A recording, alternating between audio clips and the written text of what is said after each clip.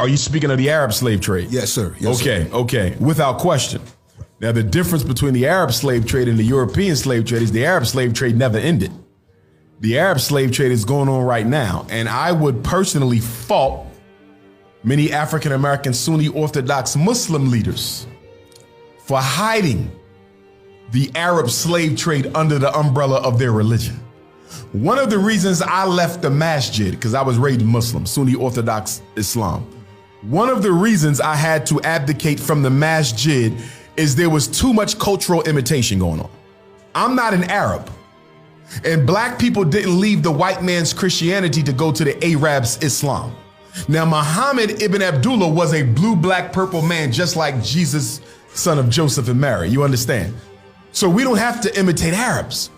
But when you don't know who you are, you automatically pick up somebody else's culture. And every religion was incubated in a culture. So Islam was incubated in Arab culture. Although the Arabs of that day were black men who evolved into pale and yellow, still we sucked up the culture more than the religion. And there's a hadith from the Prophet Muhammad who said, give them religion, don't take away their culture. Because he understood that my 23 years of being a prophet cannot compare to 200,000+ years of African culture. Oh, yeah. Muhammad was only with you 23 years. Jesus was with you 3. So I'm going to throw out hundreds of thousands of years of African culture for 3 years of Jesus and 23 years of Muhammad. I got to be insane.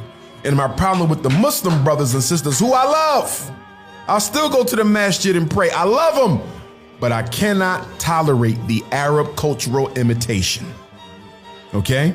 There's no such thing as Muslim food. Show me Muslim food in the Quran. The Quran does not mention anything about no Muslim food. That's Arab food. See?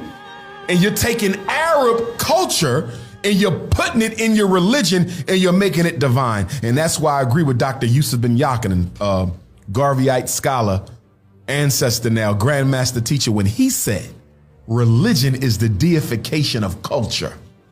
Religion is the deification of culture. When Leonardo da Vinci painted The Last Supper in 1482, 10 years before Columbus, that white Jesus still with us now.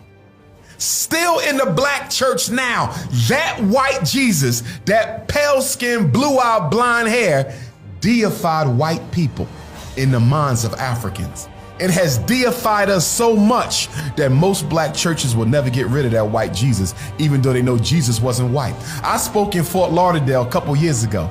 There was a fundraiser for the Marcus Garvey Technical School in Kingston, Jamaica. I believe it's in Kingston. But the Marcus Garvey Technical School of Jamaica had a fundraiser and I keynoted, right? I met a brother there from Jamaica.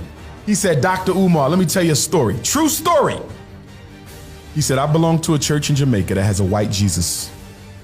He said, I went out and got a black artist to paint the most beautiful black Christ you can ever see in your life.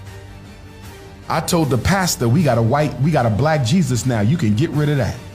And the black pastor in Jamaica told him that painting will never be hung in here. This is the Jesus that we will serve. When your enemy becomes your deity, when your deity and your enemy are one in the same and you are comfortable with that, you deserve to be a slave. Yeah. You deserve to be a slave. I will never worship God in the image of another people. And the irony of it is every religious teacher in ancient time came in our skin. Buddha looked like me. Krishna looked like me. Moses, Muhammad, Jesus, they was all black, but we are so comfortable and content worshiping him in the image of our oppressor. And if you say Jesus should be black,